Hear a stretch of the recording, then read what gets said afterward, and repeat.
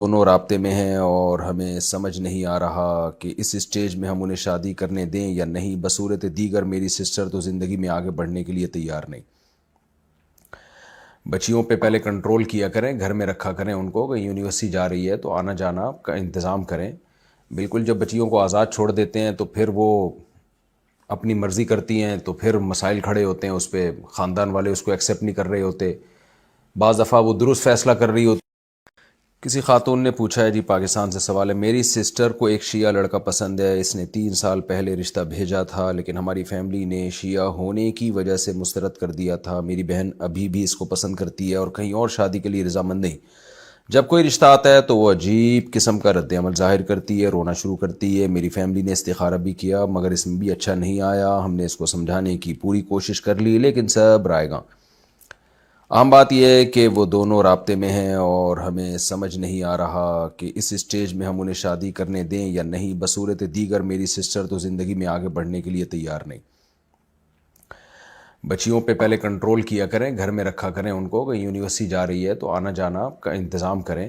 بالکل جب بچیوں کو آزاد چھوڑ دیتے ہیں تو پھر وہ اپنی مرضی کرتی ہیں تو پھر مسائل کھڑے ہوتے ہیں، اس پہ خاندان والے اس کو ایکسیپٹ نہیں کر رہے ہوتے، بعض دفعہ وہ درست فیصلہ کر رہی ہوتی ہیں، بعض دفعہ غلط فیصلہ کر رہی ہوتی ہیں۔ تو اس لیے لڑکی جو ہے وہ گھر کی 4 دیواری میں ہی اچھی ہوتی ہے، اور کہیں ضرورت سے باہر نکلنا ہے تو ایک نگرانی رکھنی چاہیے۔ ہم یہ نہیں کہہ رہے کہ لڑکیاں خراب ہوتی ہیں جو باہر جا رہی ہیں، لیکن نگرانی نہیں ہوتی تو خرابی کا چانس بڑھ جاتا ہے۔ باقی یہ جو چاہ رہی ہیں یہاں نکاح کرنا، جہاں یہ چاہ رہی ہیں، تو دیکھیں شیعہ حضرات کے بہت ساری قسمیں ہیں، بہت سارے عقائد ہیں، بہت سارے ان کے مسلک ہیں، ان کے نظریات ہیں۔ کوئی ایک ایسا نہیں ہے جس پہ ایک نظریہ ہو کہ جو سارے شیعوں کی طرف وہ آپ منسوب کر دیں۔ کچھ اس میں ایکسٹریم لیول پہ پہنچے ہوئے ہوتے ہیں، صحابہ کو برا بلا کہہ رہے ہوتے ہیں۔ کچھ ایسے ہوتے ہیں جو برا بلا نہیں کہتے، صرف حضرت علی کو، حضرت ابو بکر پہ فضیلت دیتے ہیں۔ تو اس لیے جب بھی اس طرح کا کوئی سوال آتا ہے تو میں ڈائریکٹ جواب دینے کے بجائے میں ریفر کرتا ہوں کہ آپ جس شہر میں رہتے ہیں وہاں کسی قریبی مفتی سے رابطہ کریں۔ کسی مفتی سے بھی نہیں بلکہ وہ مفتی جو باقاعدہ ادارے میں ہوں، ادارے سے رابطہ کریں۔ جیسے آپ اگر کراچی سے ہیں تو بنوری ٹاؤن چلی جائیں آپ، یا آپ جامعہ فاروقیہ چلی جائیں، یا دارالعلوم کرنگی چلی جائیں، یا جامعہ رشید چلی جائیں۔ وہاں جا کے اس شیعہ کے پورے حالات بتائیں کہ بھئی اس کے یہ عقائد ہیں، اس کے بعد وہاں سے فتویٰ لیں آپ۔ تو علی الاطلاق اس بارے میں میرے لیے فتویٰ دینا بہت مشکل ہے۔ تو یعنی جس کی طرف سے نکاح کا پیغام آیا ہے تو اسپیسیفک اس کے عقائد کے بارے میں جان کے آپ وہاں سے کہیں سے فتویٰ لیں، کہ تاکہ آپ کو پتہ چلے کہ یہ نکاح جائز بھی ہے یا نہیں ہے۔ پاکستان سے کسی نے پوچھا ہے، غسل سے پہلے یا بعد میں وضو کرنا ضروری ہے کیا؟ غسل کے بعد بغیر وضو نماز پڑھ سکتے ہیں؟ نہیں، غسل کے بعد وضو کرنا ضروری نہیں ہے۔ غسل کا سنت طریقہ تو یہی ہے کہ پہلے وضو کیا جائے پھر غسل کیا جائے، لیکن اگر کسی نے ڈائریکٹ غسل بھی کر لیا تو بھی آٹومیٹیکلی وضو اس میں ہو جاتا ہے، دوبارہ سے وضو کی ضرورت نہیں رہتی۔ محمد شہزاد احمد، متحدہ عرب امارات سے، قرآن میں یہ موجود ہے کہ اللہ نے زمین اور آسمان تمام کائنات 6 دن میں پیدا کیے، مگر سورج چاند موجود نہیں تھا، تو ان 6 دنوں سے کون سے دن مراد ہیں؟ دیکھیں اللہ نے قرآن میں یہ کہا ہے کہ ہم نے 6 دنوں میں پیدا کیا، اور یہ صرف قرآن میں نہیں پچھلی آسمانی کتابوں میں بھی ہے، لیکن ظاہر ہے اس وقت تو سورج چاند ستارے نہیں تھے، سورج بھی نہیں بنا تھا، تو 6 دن سے کیا مراد ہے؟ بعض حضرات نے کہا ہے کہ 6 دن سے یہ جو ٹائم ہے نا ہمارا، یہ والے ٹائم مراد ہے، اگرچہ سورج نہیں تھا لیکن اب جتنے ٹائم میں 24 گھنٹے گزرتے ہیں تو وہ ایک دن کہلاتا ہے نا۔ تو اللہ تعالیٰ نے وہ 6 دن میں جتنا ٹائم ہوگا، یعنی آج کے حساب سے ان دنوں میں اللہ نے کائنات کو بنا دیا ہوگا، اور یہ بھی ممکن ہے کہ وہ 6 دن اللہ کے 6 دن ہوں۔ جیسے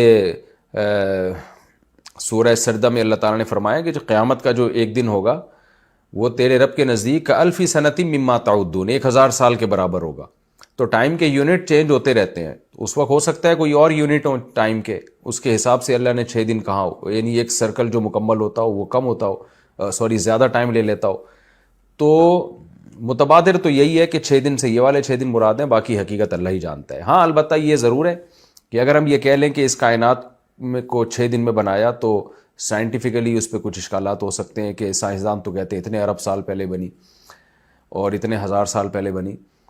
تو دیکھیں ماضی میں کسی نے جھانک کے نہیں دیکھا، یہ میں بار بار ایک مثال دیتا ہوں، بچہ ماں کے پیٹ میں 9 مہینے میں بن کے نکل کے آتا ہے، یہ پروسیس ساری دنیا دیکھ رہی ہے اس لیے مان لیتی ہے. اگر نہ یہ دیکھا ہوتا نا تو بچے کے بارے میں بھی یہ فرض کیا جاتا ہے یہ پتہ نہیں کتنے کروڑوں سال کے پروسیس کے بعد یہ مٹی سے یہ چیز بنی ہے ہمارے سامنے.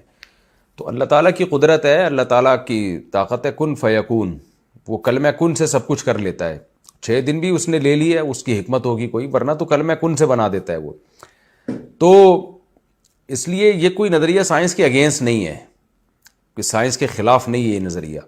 تو اللہ تعالیٰ نے 6 دنوں میں اس کائنات کو بنا دیا ہو، اللہ کے لیے کوئی مشکل نہیں ہے.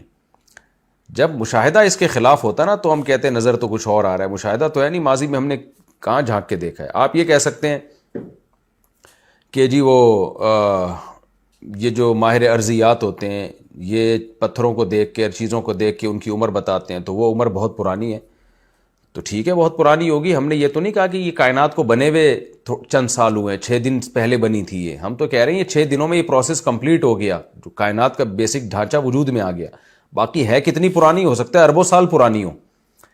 تو بات یہ نہیں ہے کہ کتنی پرانی ہے، بات یہ کہ کتنے دنوں میں وجود میں آئی ہے. تو بچہ 9 مہینے میں ماں کے پیٹ سے بن کے تیار ہو کے آ جاتا ہے، وہ خود ایک عجیب کائنات ہے. وہ ایک پانی سے اللہ اس کو بنا دیتا ہے، اور مٹی سے اسپم بنتے ہیں، اسپم سے بچہ بنتا ہے. تو یہ تو اللہ کی قدرت کے نمونے ہمیں نظر آ رہے ہیں. تو اس کے لیے کیا مشکل ہے، اس بے جان کائنات کو اس نے 6 دنوں میں بنا دیا. جاندار چیز کا بننا زیادہ مشکل ہے. تو پھر بھی بہرحال مفسرین نے دونوں باتیں لکھی ہیں، قدیم مفسرین نے، کہ 6 دن سے یہ دنیا والے 6 دن بھی مراد ہو سکتے ہیں، اور 6 دن سے 6 ارب سال بھی ہو سکتے ہیں، کیونکہ وہ اللہ والے 6 دن ہمیں کیا پتہ وہ کیا ہیں. سوال پیدا ہوتا ہے جب ہمیں پتہ ہی نہیں تو اللہ نے یہ بتایا کیوں ہے. بتایا دیکھیں اس لیے کہ پچھلی آسمانی کتابوں میں بھی یہ مدت لکھی ہوئی تھی. تو یہود و نصارہ نبی سے پوچھتے تھے کہ اللہ نے کتنے دنوں میں بنایا ہے. تو اگر نبی صلی اللہ علیہ وسلم وہ جواب دیتے جو آسمانی کتابوں سے متضاد ہوتا تو یہود پروپیگنڈا کرتے کہ دیکھو موسیٰ علیہ السلام کی اور عیسیٰ ابن مریم کی تعلیمات الگ ہیں اور ان کی تعلیمات الگ ہیں، یہ اللہ کا دین نہیں ہے پھر. تو اسی لیے قرآن کہتا ہے سواء للسائلین. نبی نے وہی جواب دیا جو موسیٰ علیہ السلام اور عیسیٰ علیہ السلام کا جواب تھا، جو تورات اور انجیل کا جواب تھا، حالانکہ آپ نے آسمانی کتابیں نہیں پڑھی تھیں. تو اس لیے قرآن نے کہا سواء للسائلین. یہودیوں کو پتہ ہے کتنے دن میں بنی ہے، تورات میں لکھا ہوا ہے. تو یہ محمد صلی اللہ علیہ وسلم نے تو تورات نہیں پڑھی ہے، یہودیوں نے آ کے پوچھا ہی اس لیے یہ سوال تاکہ آپ کا امتحان ہو.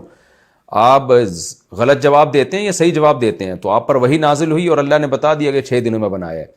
تو یہود یہ جواب سن کے ہکا بکا رہ گئے کہ ان کو تو تورات اور انجیل کا علم نہیں ہے، انہوں نے وہ جواب کیسے دیا جو تورات اور انجیل میں لکھا ہوا جواب ہے.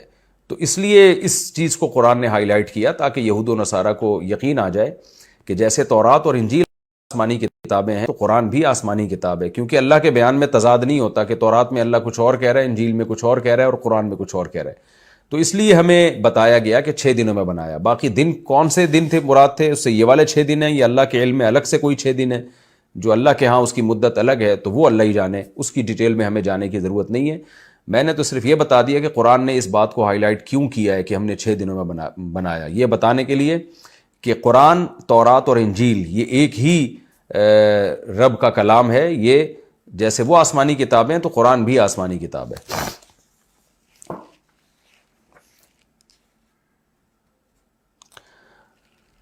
اچھا بھائی، انڈیا سے کسی نے پوچھا شادی شدہ کے ساتھ بدکاری کرنا زیادہ بڑا گناہ ہے یا کنواری کے ساتھ؟ دونوں کے ساتھ بہت بڑا گناہ ہے. شادی شدہ کے ساتھ تو اور بھی زیادہ بڑا گناہ ہے، کیونکہ شادی شدہ عورت جب زنا کرتی ہے تو اس کو شریعت میں حکم ہے پتھروں سے مار کے ہلاک کیا جائے، رجم کیا جائے. لیکن یہ کام حکومت کرے گی، کوئی خود سے نہ کر لے یہ کام. اور کنواری کے ساتھ اگر کسی نے زنا کیا تو اس کنواری لڑکی کو چوک پہ کھڑا کر کے حکومت پر لازم ہے کہ 100 کوڑے مارے، اور اس شخص کو بھی مارے. اور یہ اگر میرڈ تھا تو اس کو بھی رجم کیا جائے گا، یہ ان میرڈ تھا تو اس کو بھی 100 کوڑے مارے جائیں گے. تو دونوں بڑے جرم ہیں. زنا بہت ہی بدترین چیز ہے، خوب سمجھ لیے، گدھے گھوڑوں کتوں بلوں کا کام ہے. تو انسانیت پہ یہ چیزیں سوٹ نہیں کرتی ہیں، بدنما داغ ہے انسان کے لیے، اور اس کا آخرت میں پتہ چلے گا. دنیا تو آج 3 پیس سوٹ ٹائی میں گھوم رہی ہے اور زنا کرتے ہیں، ساری زندگی بدکاریاں کرتے رہتے ہیں، اور پھر بھی وہ مہذب ہی کہلاتے ہیں، پڑھے لکھے ہی کہلاتے ہیں. اللہ کے ہاں تہذیب کا معیار کچھ اور ہے. اور خوب سمجھ لے مغربی دنیا اور لبرل اور سیکولر لوگوں کے ہاں تہذیب کسی اور چیز کا نام ہے. تو اللہ نہیں چھوڑے گا. اللہ نے بہت سخت عذاب رکھا ہے زانی کے لیے. دنیا میں اتنی سخت سزا رکھی ہے تو آخرت میں کیا ہوگی. اس لیے اگر خدا نخواستہ کسی سے یہ بدترین زیادتی جرم ہو گیا ہے، خوب گڑ گڑا کے توبہ کر کے اس آگ کو ٹھنڈا کرنے کی کوشش کرے جو اس نے اپنے اوپر جلا لی ہے اور اپنے اوپر واجب کر لی آگ. پاکستان سے کسی نے پوچھا اگر شوہر لڑائی کے دوران بیوی کے مطالبہ طلاق سے بول دے کہ تم آزاد ہو تو کیا یہ طلاق بائن ہے؟ کیا اس میں نکاح باقی نہیں رہتا؟ دیکھیں، شوہر نے بیوی نے طلاق کا مطالبہ کیا، جواب میں اس نے کہہ دیا تم آزاد ہو، تو آزاد میں یہاں بھی ہمارے عرف میں دونوں مطلب ہیں کہ تم آزاد ہو، جو چاہے کرو، میں تمہیں نہیں طلاق دیتا، تم جو چاہے کرو. یعنی اس میں طلاق کی ضروری نہیں کہ نیت ہو اس کی آزاد کے لفظ سے، اس لیے الفاظ میں ایسا قرینہ موجود ہونا تو پھر کہا جائے گا. مثال کے طور پر شوہر نے کہا تم آج سے مجھ سے آزاد ہو یا تم میرے نکاح سے آزاد ہو، تو مجھ سے یا میرے نکاح سے آزاد پھر یہ صریح لفظ ہے، پھر اس سے ایک طلاق رجعی ہوگی، 3 دفعہ بولا تو 3 طلاقیں ہوگی. طلاق کے مطالبے پہ کہہ دینا کہ تم آزاد ہو تو ہماری رائے یہی ہے کہ یہ واضح نہیں ہے، یہ ہمیشہ طلاق کے معنی میں نہیں ہوتا. طلاق کے مطالبے پہ اگر شوہر نے کہا ہے کہ تم آزاد ہو تو پھر شوہر سے نیت پوچھی جائے گی، آپ کی نیت کیا تھی. اگر طلاق کی نیت تھی تو یہ ایک طلاق بائن ہوگی، پھر رجعی نہیں ہوگی، کیونکہ یہ کنایا ہے. پھر تو لفظ آزاد صریح میں بھی استعمال ہوتا ہے، صریح طلاق میں بھی، کنایا میں بھی. صریح میں استعمال جب ہوتا ہے جب یوں کہہ دے تم میرے نکاح سے آزاد ہو یا تم مجھ سے آزاد ہو، تو یا یعنی اس طرح کے یعنی اس جملے میں ہی قرینہ موجود ہو. اور اگر سیاق و سباق میں قرینہ موجود ہے طلاق کا کہ یعنی بیوی کہہ رہی تھی کہ مجھے طلاق دے دو اور یا مجھے آزاد کر دو، طلاق کی نیت سے کہہ رہی تھی. اگر بیوی نے کہا نا مجھے طلاق دے دو، تو ایسے کیسز آتے ہیں ہمارے پاس کہ بیوی نے کہا طلاق دے دو، شوہر نے کہا تم آزاد ہو، اس میں شوہر کی قطعاً نیت طلاق کی نہیں ہوتی. تو ہماری رائے یہی ہے کہ طلاق کے مطالبے پر بھی آزاد کا لفظ استعمال کیا تو یہ یقینی طلاق نہیں ہے، اس میں شوہر سے نیت پوچھی جائے گی. لیکن اگر واضح قرائن سے پتہ چل رہا ہے کہ اس کی نیت طلاق ہی کی تھی اور کوئی اور نیت نہیں تھی، واضح طور پر کچھ ایسے ورڈنگ ہوتی ہے یا شوہر کچھ ایسے الفاظ مزید آگے ملا لیتا ہے، اس سے صاف پتہ چلتا ہے کہ بھئی اس کی نیت طلاق ہی کی تھی، تو پھر اس سے طلاق بائن ہوگی. خلاصہ کیا نکلا؟ اس پہ میں ایک تفصیلی کلپ ریکارڈ کروا چکا ہوں، جامعۃ الرشید کی اس پہ پوری تحقیق ہو چکی ہے. اس کا حاصل یہی ہے کہ اس سینٹنس میں ہی اگر کوئی قرینہ ہے لفظ آزاد والے سینٹنس میں، تو پھر تو ایک طلاق رجعی ہوگی، 3 دی تو 3 ہو جائیں گی. اور اگر اس سینٹنس میں قرینہ نہیں ہے، سیاق و سباق میں کوئی واضح قرینہ ہے جس سے پتہ چل رہا ہے کہ شوہر کا مطلب طلاق ہی تھا اور کوئی مطلب بنتا نہیں ہے شوہر کا، اب جھوٹ بول رہا ہے کہ میری نیت طلاق کی نہیں تھی، کہ قرائن سے پتہ چل رہا ہے، تو پھر ایک طلاق ہوگی، بائن ہوگی، نکاح ٹوٹ جائے گا اسی وقت. اور صرف اتنی بات کہ بیوی نے کہا مجھے طلاق دے دو اور اس نے جواب میں کہا تم آزاد ہو، تو اس سے طلاق ہماری رائے ہے کہ اس میں شوہر سے نیت پوچھی جائے گی. اور اگر وہ کہتے میری طلاق کی نیت نہیں تھی تو اتنا کافی نہیں ہے، بلکہ پوچھا جائے گا پھر کیا نیت تھی آپ کی، کیوں بولا ہے آپ نے یہ لفظ، کیا چاہ رہے تھے آپ اس سے. کیونکہ شوہر جو 2 نمبریاں بہت کرتے ہیں طلاق دینے کے بعد، تو اس لیے یہ آزاد کا لفظ جو ہے نا، اس میں جب بھی کوئی ایسا ہو تو باقاعدہ ریٹن میں پوری سچویشن بتا کے فتویٰ لیا کریں، کیا بات چل رہی تھی، کیا کلام چل رہا تھا، میاں بیوی میں جھگڑا کیا چل رہا تھا. بعض دفعہ غصہ قرینہ ہوتا ہے اس بات پر کہ اس کی نیت طلاق کی تھی، تو جب تک وہ واضح بات سامنے نہیں آئے گی اس وقت تک فتویٰ دینا ممکن نہیں ہوتا. میں تو صرف اتنی بات کر رہا ہوں کہ بیوی نے کہا کہ مجھے طلاق دے دو اور شوہر نے کہا تم آزاد ہو، تو یہاں دونوں مطلب نکلتے ہیں شوہر کے کہ کیا مقصد ہے تمہارا. تو اگر وہ کہتا ہے کہ ہاں بھئی طلاق کا مطلب یہ ہے کہ آزاد ہو، یا آگے کوئی ایسے الفاظ اس نے بول دیے جس سے پتہ چلتا ہے کہ اس کی نیت طلاق ہی کی تھی، تو طلاق ہو جائے گی، ادروائز نہیں ہوگی. آج کل یہ لفظ آزاد کو لے کر لوگ بہت زیادہ مہمی بن گئے ہیں. بعض دفعہ مرد نہیں دے رہا ہوتا، نہ اس کی نیت ہوتی ہے، خاتون کہیں سے فتویٰ لے آتی ہیں کہ ہو گئی یہ طلاق. اب مفتی صاحب کو عرف کا نہیں پتہ ہوتا، بعض دفعہ وہ ہمارے جو ماضی کے اکابر نے کتابوں میں لکھا ہے وہ تو یہ لکھے لفظ آزاد صریح طلاق ہے، لیکن آج عرف چینج ہو چکا ہے، اب ہر جگہ یہ اس کا مطلب طلاق نہیں ہوتا. تو جو زبان کے ماہرین ہوتے ہیں نا، جو عرف اور لب و لہجے سے اور ان سب چیزوں کے ماہرین ہوتے ہیں، طلاق کے مسائل میں جب خاص طور پہ کنایا طلاق جو ہے ان میں ان کی رائے کا زیادہ اعتبار ہوتا ہے.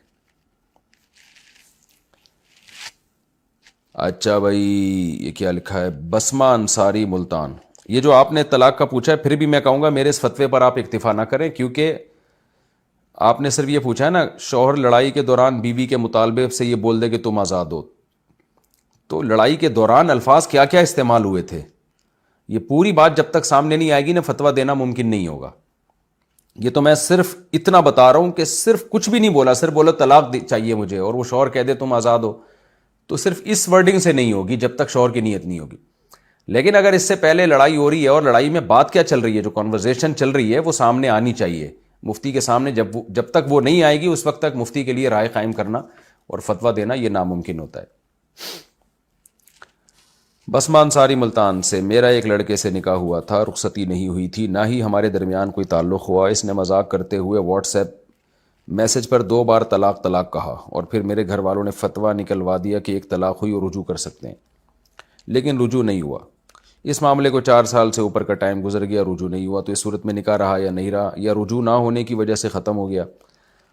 اب وہ لڑکا مجھ سے شادی کرنا چاہتا ہے لیکن میں نہیں چاہتی. میرے گھر والے بھی میرے ساتھ ہیں, کہتے ہیں کہ جہاں تمہاری مرضی. میں اب کہیں اور شادی کرنا چاہتی ہوں, تو اس کا کیا طریقہ ہوگا؟ مجھے خلع لینا چاہیے یا لڑکے سے طلاق پیپر پر سائن لے کر کہیں اور نکاح کروں؟ دیکھیں, اگر آپ کا اس لڑکے کے ساتھ نکاح کے بعد تنہائی میں کہیں آپ جمع نہیں ہوئی اس کے ساتھ, تو پھر لڑکے نے جب 2 بار طلاق کہا, تو پہلی دفعہ جب طلاق کا لفظ کہا نا, تو رخصتی سے پہلے ایک طلاق سے ہی نکاح ختم ہو جاتا ہے اور عدت بھی نہیں ہوتی. جب دوبارہ طلاق کا لفظ زبان سے نکالا تو وہ لغو ہو گیا اس کا, کیونکہ پہلی طلاق سے ہی نکاح بھی ختم, عدت بھی ختم, عدت ہے ہی نہیں, تو اب دوسری طلاق لغو چلی گئی. تو لہذا وہ ایک طلاق سے نکاح ختم ہو گیا تھا اور رجوع نہیں کرنا تھا, اس میں تو دوبارہ نکاح ہوتا ہے. تو جب نکاح ختم ہو گیا تو آپ آزاد, وہ آزاد. اب چونکہ ایک طلاق سے نکاح ختم ہوا ہے تو جب چاہیں آپ دوبارہ نکاح کر لیں, کہیں اور نکاح کرنا چاہیں تو بھی کر سکتی ہیں, تو اس میں کوئی حرج نہیں ہے. اگر اس نے یوں کہا ہوتا نا دو دفعہ تمہیں طلاق, تو پھر 2 طلاقیں ہو جاتی ہیں. لیکن طلاق کا لفظ کہا تو پہلی طلاق سے ہی نکاح ختم, دوسری طلاق لغو ہو گئی. یعنی آپ اس مرد سے بھی دوبارہ نکاح کر سکتی ہیں, کہیں اور بھی نکاح کر سکتی ہیں. لیکن اگر اسی شخص سے کر لیا دوبارہ نکاح تو پھر آئندہ ان کو 2 طلاقوں کا اختیار رہے گا. فرحات صاحب دبئی سے کہتے ہیں, مسلمان مرد کسی غیر مسلم عورت کو بہن کہہ سکتا ہے؟ اس طرح کیا مسلمان عورت غیر مسلم مرد کو بھائی کہہ سکتی ہے؟ کہہ سکتے ہیں بھائی, مرد و عورت کو ایک دوسرے کو بھائی بہن ہی کہنا چاہیے اگر شادی کا ارادہ نہ ہو. UAE سے کسی نے پوچھا ہے, مفتی صاحب میں باہر کے ملک میں مقیم ہوں اور اکثر سفر میں ہم رہتے ہیں, اور سفر میں بعض اوقات واش روم کا تقاضا ہو جاتا ہے. کوشش تو کرتے ہیں کہ کسی مسجد میں یا کسی ایسی جگہ پر جایا جائے جہاں صاف ستھرے واش روم مل جائیں, لیکن بعض اوقات ایسی کیفیت ہوتی ہے کہ کوئی پبلک واش روم ہی ملتے ہیں اور صفائی کا وہاں انتظام بہت ناقص ہوتا ہے, جس میں ناپاکی کا بہت زیادہ خدشہ رہتا ہے. خاص کر بیٹھ کر واش روم کیا جائے تو اس میں ناپاکی کا زیادہ امکان ہوتا ہے. کیا کوئی صورت نکلتی ہے کہ مجبوری کی حالت میں کہیں پر کھڑے ہو کر پیشاب کیا جا سکے؟ اگر کوئی صورت یا طریقہ ہے تو بتا دیں کس طریقے سے ناپاکی سے بچا جائے. ساری دنیا بیٹھ کے واش روم کرتی ہے تو کیا ساری دنیا ناپاک رہتی ہے؟ تو بھئی آپ کریں اور گندگی کو بہا دیں پانی سے, اور اچھی طرح باڈی کو جو ہے نا, جو جہاں خطرہ ہو کہ وہاں ناپاکی ہے تو اس کو دھو لیں, ختم ہو گئی بات. زیادہ وہم نہ کریں اس چکر میں. باقی مجبوری میں کھڑے ہو کر پیشاب بھی کر سکتے ہیں, خلاف سنت ہے کھڑے ہو کر پیشاب کرنا. نبی سے صرف زندگی میں 1 دفعہ ثابت ہے. ظاہر ہے نبی نے 1 دفعہ اس لیے کیا تاکہ لوگوں کو پتہ چل جائے کہ یہ حرام نہیں ہے. نبی نے منع بھی کیا ہے. حضرت عائشہ سے فرماتی ہیں کہ بہت سختی سے انکار کیا کرتی تھیں کہ یعنی اس بات کا کہ کوئی کھڑے ہو کر پیشاب کرے. وجہ اس کی ہے کہ نبی نے ہمیشہ بیٹھ کے پیشاب کیا. 1 دفعہ آپ صلی اللہ علیہ وسلم سے ثابت ہے, تو وہ کسی مجبوری سے ہی ظاہر ہے کیا ہوگا. جو کام کبھی کیا جاتا ہے وہ کسی ضرورت سے کیا جاتا ہے, تو اس میں نبی نے ہمیں بتا دیا کوئی مجبوری ہو تو کھڑے ہو کے بھی کر سکتے ہیں. تو اس لیے اگر آپ کو مجبوری ہے, آپ سمجھتے ہیں کہ اس میں ناپاک ہو جاتے ہیں, تو پھر مجبوری میں کھڑے ہو کر پیشاب کرنے میں کوئی حرج نہیں ہے, لیکن کوشش کریں اس کا معمول نہ بنائیں. عثمان صاحب فیصل آباد سے, MBBS میں ایک مضمون ہے جس میں فیملی پلاننگ کے بارے میں پڑھایا جاتا ہے. امتحان میں بھی اس کے بارے میں سوالات آتے ہیں, مثلا فیملی پلاننگ کے طریقے, فوائد وغیرہ. تو اس طرح کے سوالات کے جوابات دینا کیسا ہے؟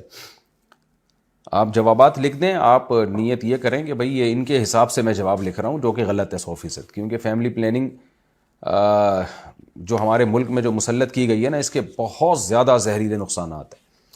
اگر صرف سوال یہی ہے کہ آپ اپنی رائے کا اظہار کریں تو پھر تو ٹھیک رائے کا اظہار کریں. آپ لکھیں کہ اس کے کیا کیا سائیڈ ایفیکٹ ہیں, اس سے لڑکیوں کا گروتھ ریشو کتنا بڑھ رہا ہے. جب ہر فیملی کو 2 بچے چاہیے ہوں گے تو ان میں سے ہر ایک کی خواہش ہوتی ہے 1 لڑکا 1 لڑکی ہو. تو اگر لڑکیاں ہی ہوتی گئیں تو وہ لڑکے کی لالچ میں کنبہ بڑھائیں گے اور لڑکیاں بڑھ جائیں گی. اور لڑکے, جس کے 1-2 لڑکے ہو گئے وہ تو روک لے گا, جس کے نہیں ہوئے تو لڑکیوں کی لالچ میں کنبہ بڑھاتا چلا جائے گا اور لڑکیوں کا ریشو بڑھ جائے گا. اور پھر اس سے جو کنجوسی اور کمینہ پن پیدا ہو رہا ہے ماں باپ کی طبیعتوں میں کہ 2 بچے سے زیادہ ہوں گے تو ہمارا کھا جائیں گے, اور یہ جو کتا پن آ رہا ہے نا ماں باپ میں, گلی کا کتا دوسرے کتے کو برداشت نہیں کرتا، اور آج ماں باپ اپنے گھر میں تیسرا بچہ برداشت نہیں کر رہے کہ ہماری جیب سے کھائے گا یہ، تو کتوں سے بھی زیادہ ذلیل حرکت ہے میں سمجھتا ہوں. اس لیے اللہ نہیں چھوڑے گا. اس لیے علماء نے لکھا ہے کہ جو رزق کی تنگی کے خوف سے نسل روکتا ہے نا، وہ بہت بڑے عذاب کا مستحق ہوگا. یہ کافروں کے کام ہیں جو خدا کے وجود ہی کے منکر ہیں، جنہوں نے سائنسی کو اور کیلکولیشن ہی کو اپنا باپ بنا لیا ہر چیز میں. تبھی ان کے باپ لیس ہو گئے ہیں وہ لوگ، کیونکہ انہوں نے جب سائنس کو باپ بنا لیا تو ان کی سوسائٹی میں باپ ہی ختم ہو گیا. وہ سارے فیملی پلاننگ ہی کے اثرات ہیں ان کی سوسائٹی میں، آپ دیکھ سکتے ہیں جا کے. تو جیسے کتا گلی میں دوسرے کتے کو برداشت نہیں کرتا نا، تو آج کل انسان بھی مزید انسان کو برداشت نہیں کر رہا ہے کہ ہماری روزی کھا جائیں گے یہ لوگ.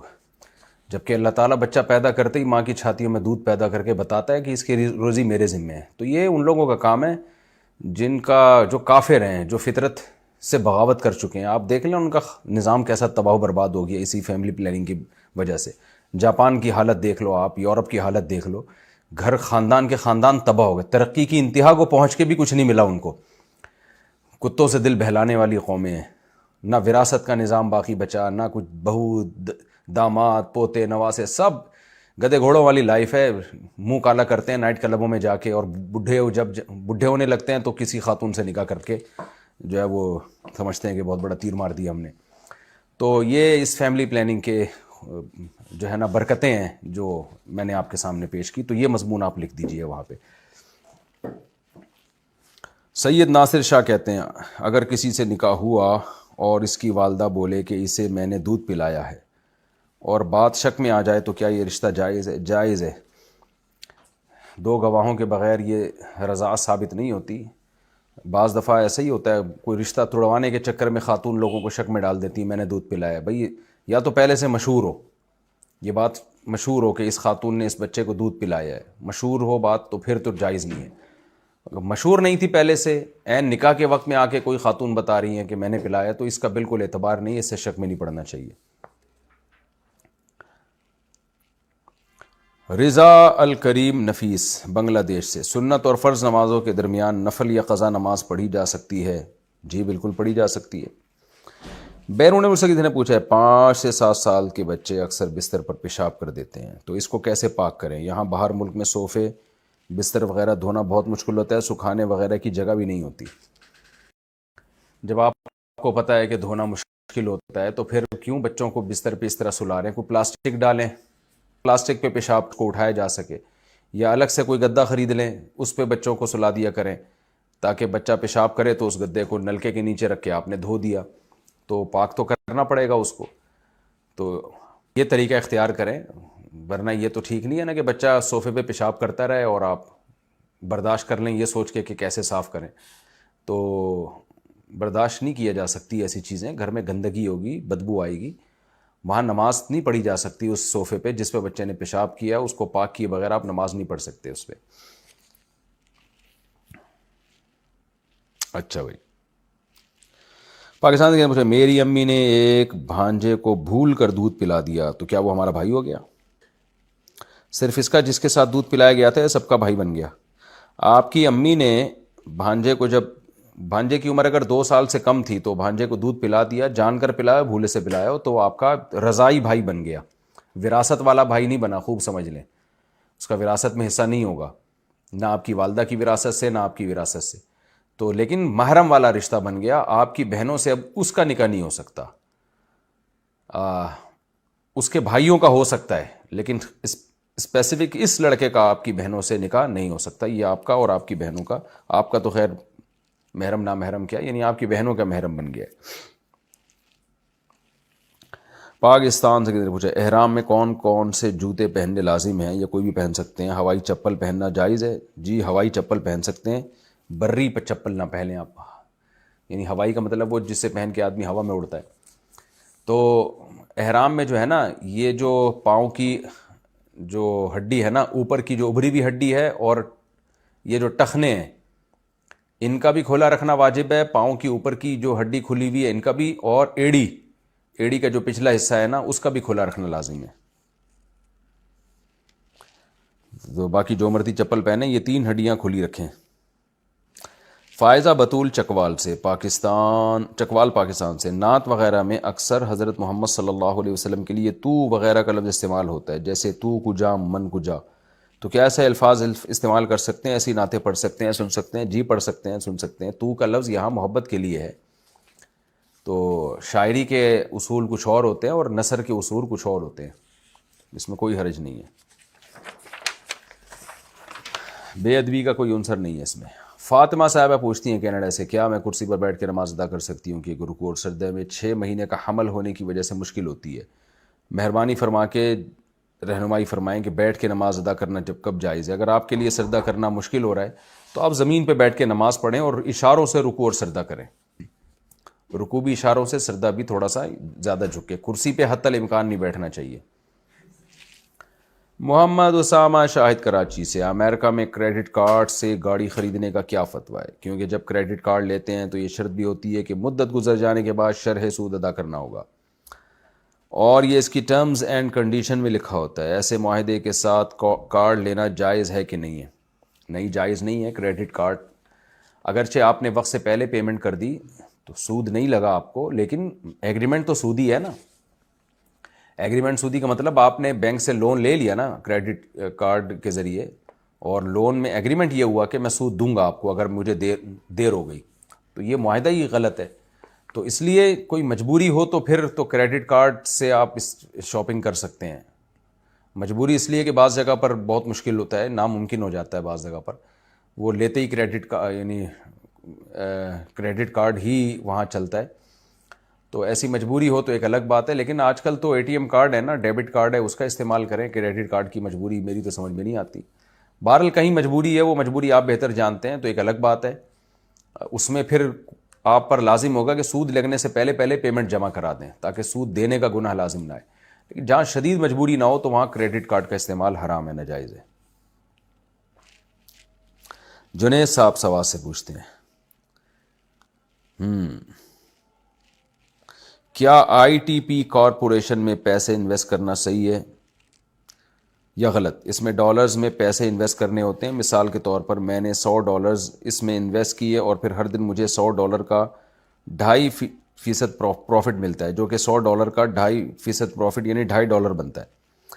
پھر یہ $2.5 میرے پہلے $100 کے ساتھ جمع ہوتے ہیں جو کہ $102.5 بنتا ہے، پھر دوسرے دن مجھے $102.5 کا 2.5% پروفٹ ملتا ہے۔ اس طرح ہر دن یہ پروفٹ میرے ڈالر کے ساتھ جمع ہوتا رہتا ہے اور مجھے 2.5% پروفٹ ملتا ہی رہتا ہے، اور جب میں نے 21 دن سے پہلے پیسے نکلوانے ہوتے ہیں تو مجھ سے 7% کاٹ لیا جاتا ہے، اور پیسے نکلوانے کے بعد یہ ڈالرز ہم پاکستانی کرنسی میں بھی کنورٹ کرنے ہوتے ہیں، تو ڈالر سے مختلف ریٹ پر ہمیں پاکستانی روپے ملتے ہیں، کیونکہ ان کو بھی بزنس کرنا ہوتا ہے۔ اگر میں نے ایک دن $100 نکلوانے ہیں تو ایک دن مجھے $25,000 ملیں گے، اور اگر ایک ہفتے بعد میں نے $100 نکلوانے ہیں تو شاید مجھے 23,000 مل جائیں، کیونکہ ڈالرز کا ریٹ تو اوپر نیچے ہوتا رہتا ہے۔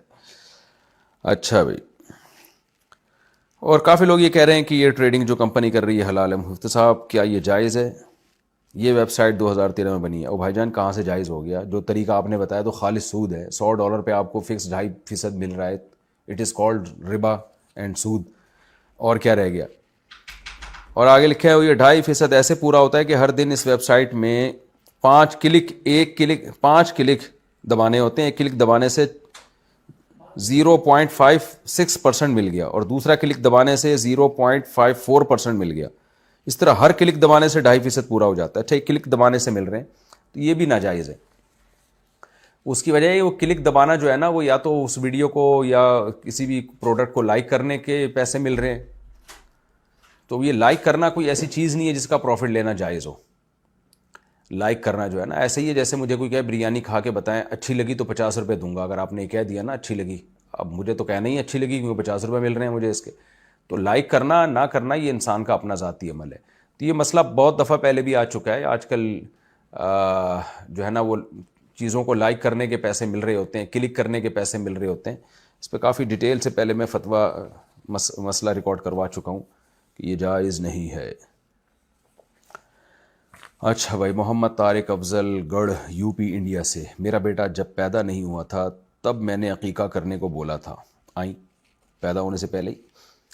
اب میرا بیٹا 5 سال کا ہو گیا ہے، اچھا بولا تھا کیا نہیں تھا عقیقہ، اب 5 سال کا ہو گیا، مالی حالات کی وجہ سے اب تک عقیقہ نہیں کر پائے، تو کیا ہمیں اس کا گناہ ملے گا، یا خدا نخواستہ بچے پر کسی مصیبت کا اندیشہ ہے؟ اگر آپ کے مالی حالات اچھے نہیں ہیں تو عقیقہ کرنے کا گناہ ملے گا، نہ کرنے کا نہیں ملے گا، کیونکہ اللہ نے کہا اپنی چادر دیکھ کے پاؤں پھیلاؤ۔ تو بکرا اچھا خاصا مہنگا آتا ہے، تو نہ کریں عقیقہ، کوئی فرض واجب نہیں ہے، جب اللہ مالی حالات اچھے کر دے تو کر دیے گا، تو اس میں کوئی حرج نہیں ہے۔ انگلینڈ سے کسی نے پوچھا اگر کوئی شخص اپنی بیوی کے نام گھر خریدے تو کیا شرعاً وہ گھر اس کی بیوی ہی کی ملکیت کہلائے گا، یا پھر شوہر کو زبان سے کہنا فرض ہے کہ گھر میں تمہیں گفٹ کرتا ہوں؟ جو آدمی پیسہ لگا کے کوئی بھی چیز خرید رہا ہوتا ہے، کسی کے بھی نام سے خریدے تو وہ ہوتی اس کی اپنی ہے، خوب سمجھ لیں۔ اگر بیوی کے نام سے شوہر نے مکان خریدا تو وہ شوہر کا مکان ہے، وہ جب تک بیوی کو یہ نہیں کہہ دیتا یہ تمہارا ہے، اور اتنا بھی کافی نہیں ہے، ہینڈ اوور نہیں کر دیتا، خود گھر سے نکل جائے بیوی کے قبضہ پکڑ میں دے دے اس کے کہ یہ تمہارے قبضے میں آ گیا، چند سیکنڈ کے لیے ہی بے شک یہ عمل ہو، اپنا سارا سامان بھی اس میں سے نکالے یا سامان سمیت گفٹ کر دے، تو جب اس طرح سے بیوی اس میں جائے گی اور اس کے ہاتھ میں چابیاں ہوں گی اور وہ گھر پہ قبضہ کرے گی تو یہ قبضہ کہلائے گا، پھر یہ گفٹ مکمل ہوگا۔ ادروائز جو زمانی کلامی بیوی کو کہہ دیتے ہیں کہ یہ تمہارا گھر ہے، نام بھی بیوی کے کرا دیتے ہیں، تو اس سے نہیں ہوتا، مرنے کے بعد شوہر کی وراثت میں ہی وہ جاری ہوگا۔ قبضہ دینا ضروری ہے جب بھی کسی کو گفٹ دیا جائے، خوب سمجھ لیں۔ وقاص صاحب لاہور سے پوچھتے ہیں میرا دوست ویڈیو ایڈیٹنگ سروس پرووائڈ کرتا ہے جس میں ہمیں آڈیو اسکرپٹ ملتا ہے اور ہم اس کے مطابق ویڈیو کلپس ہمیں لگانی ہوتی ہے، لیکن وہ زیادہ تر ہالی ووڈ سیلیبریٹیز کے بارے میں ہوتے ہیں، جس میں ہمیں لیڈیز سیلیبریٹیز کے مکمل اور نامکمل لباس کے شارٹ کلپ بھی لگانے ہوتے ہیں، کیا اس کی آمدن حلال ہوگی یا حرام؟ جائز نہیں ہے لیڈیز کے شارٹ کلپ، جو ادھورے کپڑوں میں لیڈیز ہیں ان کے کلپس لگانا، اتنے عمل کی جو اجرت آپ کو ملے گی وہ ناجائز ہوگی۔ سفیان صاحب صاحبال سے پوچھتے ہیں ٹک ٹاک پر انڈین فلموں کے لڑائی والے کلپ ڈال کر کمائی کرنا اسلام میں کیسا ہے جس میں لڑکی نہ ہو، جبکہ ٹک ٹاک پر ارننگ ویوز کی ہوتی ہے، ایڈز کی نہیں ہوتی؟ بھائی جان یہ فلموں کی دنیا کو پروموٹ کرنا جائز نہیں ہے۔ اب یہ کہ صرف لڑائی ہے، اس میں کوئی بے حیائی کا عنصر نہیں ہے، تو کسی بھی چیز کا کوئی ایسا کلپ جس میں صرف پھڈے بازی نظر آ رہی ہو تو کراہت ہے، اس میں اس کو حرام نہیں کہہ سکتے ہم، تو صرف لڑائی باکسنگ دکھائی جا رہی ہے اور کوئی بے حیائی کا عنصر اس میں نہیں ہے، مرد ہیں عورتیں نہیں ہیں اس میں، تو اتنا کلپ اگر آپ چلا دیتے ہیں اور اس کا مقصد اس مووی کو پروموٹ کرنا نہ ہو، اگر مووی کی ایڈورٹائزمنٹ مقصد ہے نا، تاکہ یہ شارٹ کلپ دیکھ کے مووی کی ایڈورٹائزمنٹ ہو تاکہ لوگ فلم دیکھیں، تو یہ بھی ناجائز عمل ہو جائے گا۔ اگر مووی کی ایڈورٹائزمنٹ مقصد نہیں ہے، صرف اسی کلپ کو دکھانا مقصد ہے انٹرٹینمنٹ کے لیے، کیونکہ پھڈا دیکھنے لوگوں کو ہوتا ہے، فالتو بیٹھے ہوئے ہوتے ہیں، تو پھر مکروہ ناپسندیدہ تو کہا جائے گا، اس کو حرام ناجائز نہیں کہا جا سکتا۔ بہتر ہے کوئی اور کام کر لو بھائی۔ شازیہ صاحبہ مانسہرہ سے پوچھتی ہیں ایک مسلمان کو صبح و شام کون سے اذکار کرنے چاہیے، دعائے عمل بتا دیں، خاص کر خواتین کے لیے جن کو گھر میں کام کاج اور بچوں کی دیکھ بھال بھی کرنی ہوتی ہے۔ دیکھیں نبی صلی اللہ علیہ وسلم کی صحیح حدیث ہے، صبح و شام تیسرا کلمہ، تبلیغ والے بھی بتاتے ہیں 100 دفعہ استغفار صبح اور 100 دفعہ شام، استغفر اللہ ربی من کل ذنب واتوب الیہ۔ اسی طرح درود شریف پڑھ لیں، درود ابراہیمی پڑھ لیں، وہ نہیں پڑھا جاتا تو مختصر درود اللہ صلی اللہم وبارک وسلم علی عبدک ورسولک محمد وعلی آلہ وصحبہ اجمعین، یہ درود پڑھ لیں 100 دفعہ صبح 100 دفعہ شام، اور اسی طرح سبحان اللہ والحمد للہ ولا الہ الا اللہ واللہ اکبر، یہ کلمہ 100 دفعہ صبح 100 دفعہ شام پڑھ لیں، تو یہ حدیث میں اس کی بہت زیادہ فضیلت ہے۔ جن کے پاس وقت کم ہے وہ یہ کر لیں، اور بھی وقت اگر کم ہو تو پھر 10 دفعہ استغفار، 10 دفعہ درود اور 100 دفعہ تیسرا کلمہ، جس کو تیسرا کلمہ کہتے ہیں، سبحان اللہ والحمد للہ ولا الہ الا اللہ واللہ اکبر، یہ 100 دفعہ صبح پڑھ لیں اور 10 دفعہ استغفار اور درود شریف پڑھ لیں۔ باقی تو پھر حدیث میں بہت کچھ ہے، تو یہ ایک نارمل عام لوگوں کے لیے جو مصروف رہتے ہیں اور زیادہ ان سے عبادت بھی نہیں ہوتی، تو ان کے لیے حدیث سے ثابت شدہ ایک پیکیج ہے، ایک عمل ہے جو علماء بتاتے رہتے ہیں۔ بنت عزیز لاہور سے کہتی ہیں میں 4 بچوں کی ماں ہوں، میں کسی بزرگ سے شوہر کو بتائے بغیر بیعت ہو گئی، شوہر کو پتہ چلا تو انہوں نے کوئی اچھا تأثر نہیں دیا، تو بتائیے کہ خواتین کا کسی بزرگ سے بیعت ہونا کیسا ہے، اور اپنی اور اپنے بچوں کی اچھی تربیت کے لیے کیا کرنا چاہیے؟ دیکھیں بزرگ تو لیبل لگا ہوتا ہے کہ آپ کو کیا پتا وہ اچھے بزرگ ہیں یا 2 نمبر آدمی ہو. کوئی داڑھی تو سب کی یہ ہوتی ہے. تو شوہر کو اعتماد میں لیے بغیر یہ کام نہیں کرنا چاہیے. اور خواتین کا معاملہ تو بہت حساس ہے. بہت سے مذہبی لوگ مذہب کا لیبل لگا کے ہوتے وہ مذہبی نہیں ہے لیکن گیٹ اپ مذہبی لوگوں جیسا ہوتا ہے. وہ لڑکیوں کو خواتین کو بہت بیوقوف بنا رہے ہوتے ہیں اور ان سے ریلیشن قائم کر رہے ہوتے ہیں مذہب کے نام پہ. تو یہ بہت ہی ڈینجرس کام ہے. تو اس زمانے میں کسی بھی بزرگ سے بیعت ہونے سے پہلے بہت سارے علماء سے مشورہ لیں, پوچھیں کہ یہ بندہ کیسا ہے. تو صرف اس پر اکتفا نہ کریں کہ جی آپ کو اچھا لگ رہا ہے بزرگ ہے. اور دوسری بات یہ کہ جوان لڑکی کو 4 بچوں کی ماں ہونے سے تو کچھ نہیں ہوتا. اصل بات یہ ہے کہ جوان ہے یا بوڑھی خاتون ہے. جوان ہے تو اپنے شوہر کی پرمیشن کے بغیر یہ کام نہیں کرنا چاہیے. دونوں شرطیں ہیں کہ وہ پہلے اس کے بارے میں علماء سے رائے لیں کہ یہ بندہ ہے کیسا. آپ کو بزرگ لگ رہا ہے, پتہ نہیں بزرگ ہے بھی یا نہیں ہے. اور دوسری بات یہ کہ شوہر یا والد بھائی وغیرہ سے اجازت بھی لیں اس میں. انڈیا سے کسی نے پوچھا کیا نابالغ بچوں کے صف میں کھڑا ہونے سے صف مکمل ہو جاتی ہے؟ جی ہو جاتی ہے, لیکن بالکل امام کے پیچھے بچوں کو نہیں کھڑا کرنا چاہیے. تھوڑا سائڈ پہ یا پیچھے ہونے چاہیے بچے.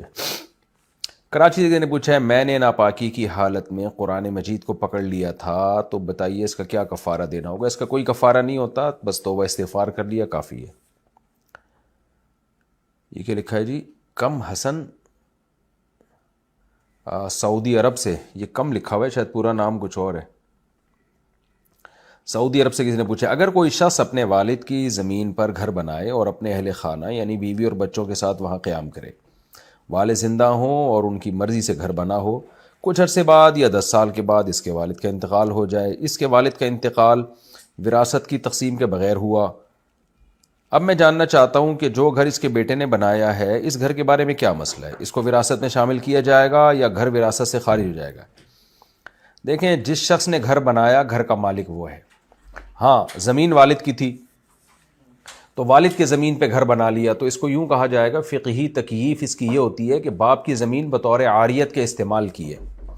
جیسے آپ ابا کی گاڑی استعمال کرتے ہیں, آپ ابا کی بائکیں استعمال کر رہے ہوتے ہیں, ابا کا چشمہ بھی بعض دفعہ لوگ استعمال کر رہے ہوتے ہیں جب وہ خود ابا بن جاتے ہیں, تو ایسے ابا کی زمین استعمال ہوتی ہے. تو استعمال شدہ چیز کا حکم یہ ہے کہ جو مالک ہے نا اس کو ہر وقت یہ حق ہوتا ہے کہ وہ اپنی چیز واپس لے لے. میں نے اپنی بائک آپ کو استعمال کے لیے دی تو مجھے ہر وقت حق حاصل ہے کہ میں جب چاہوں واپس لے لوں. تو ابا نے اپنا پلاٹ آپ کو گویا استعمال کے لیے دے دیا, بڑے والے بھائی کو یا کسی بھی بھائی کو جس نے اپنے ابا کے زمین پہ گھر بنایا ہے, تو ابا نے دے دیا. تو ابا کو ہر وقت یہ حق حاصل تھا کہ وہ یہ کہہ دیتے بھائی یہ میری زمین خالی کرو اور یہ مکان ہٹاؤ یہاں سے, یہ ہر وقت حق حاصل ہے.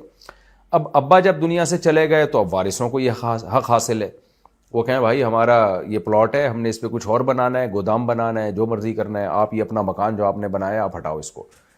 تو اصولی طور پر تو مسئلے کا جواب یہ ہے, لیکن ظاہر ہے اس میں بڑا نقصان ہوتا ہے. جس نے گھر بنایا اور خاص طور پر غصب تھوڑی کیا, اس نے تو اجازت سے بنایا, تو اس کا نقصان ہوگا کہ آپ پلاٹ اس کو خالی کرنے کا حکم دیں. تو اس لیے ہم بیچ کی صورت بتاتے ہیں کہ بھئی اب کر یہ لیں کہ اس گھر کی جو قیمت لگا کے اس کو وراثت میں شامل کر لیں, یا کم سے کم جتنا خرچہ اس بندے کا ہوا ہے نا اس گھر کی تعمیر میں وہ خرچہ اس لڑکے کو دے دیں, اور یہ گھر جو ہے وراثت میں شامل کر لیں.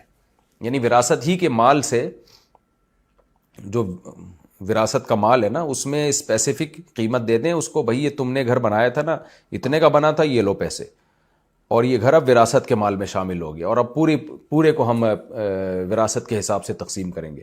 تو ایسی کوئی بیچ کی راہ نکال لینی چاہیے, یا اس کی اور کوئی قیمت لگا لینی چاہیے جس میں آپس میں سب راضی ہوں, تاکہ جس نے گھر میں انویسٹمنٹ کیا اس کا نقصان نہ ہو. تو یہ اخلاقیات کی بات بتا رہا ہوں. شرعی مسئلے کی بات تو یہی ہے کہ نیچے والوں کو جو جن کا پلاٹ ہے نا سب وارثوں کا پلاٹ ہے, ان کو یہ ہر وقت حق حاصل ہے, وہ کہہ دیں کہ بھئی یہ اپنا پورا جو ہے نا تعمیر ہٹاؤ یہاں سے. تو ظاہر ہے اس میں نہ ان کا فائدہ ہے نہ ان کا فائدہ. تو مسئلہ تو یہی ہے, لیکن بیچ کی راہ اختیار کرنی چاہیے. کچھ اخلاقیات بھی ہوتی ہیں کہ اس بیچارے کا تو بیڑا غرق ہو جائے گا, اتنے پیسے لگا دیے اس نے. تو اخلاقیات کا تقاضا یہ ہے کہ اس کو اس کا گھر کا کوئی معقول معاوضہ دے دیا جائے اور گھر کو وراثت میں شامل کر لیا جائے. اور یا کوئی شخص اگر خریدے گا نا تو اس کے لیے بھی پھر یہی مسئلہ ہوگا نا کہ جو پلاٹ کے مالک ہیں ان کو یہ ہر وقت حق حاصل ہوگا کہ اس کو ہٹانے کا حکم دے دیں. تو اس لیے اس کو وراثت میں شامل کر لیا جائے. تو وراثت کے مال سے خرید کے اس کو اسپیسیفک اماؤنٹ دے کر اس کو وراثت میں شامل کر لیں سب کی رضامندی سے. تو اس سے کیا ہوگا کہ بھئی وہ سب کا گھر ہو جائے گا اور پھر اس میں وہی وراثت کے حکام جاری ہو جائیں گے. راول پنڈی سے کسی نے پوچھا ہے اگر شوہر کی آمدن پوری طرح کافی نہ ہو رہی ہو تو عورت کے لیے جاب کرنا جائز ہے؟ میں سرکاری ہاسپٹل میں گائنی ڈاکٹر ہوں, صرف خواتین کے علاج معالجے سے تعلق ہوتا ہے. جی جائز ہے, آمدن پوری نہیں ہو رہی تو ظاہر ہے بھیک تھوڑی مانگنی ہے. تو گائنی کی ڈاکٹر تو لیڈی ڈاکٹر ہی ہونی چاہیے. یہ تو ویسے ہی بہت اچھا کام ہے جو آپ کر رہی ہیں, لیکن کوشش کریں حتی الامکان آپریشن سے پیشنٹ کو بچائیں. ہسپتال والے تو ٹھیکہ دے رہے ہوتے ہیں, اتنا پیسہ کمانا ہے تو آپریشن کر دو. تو آپ اس میں اگر آپ اس کو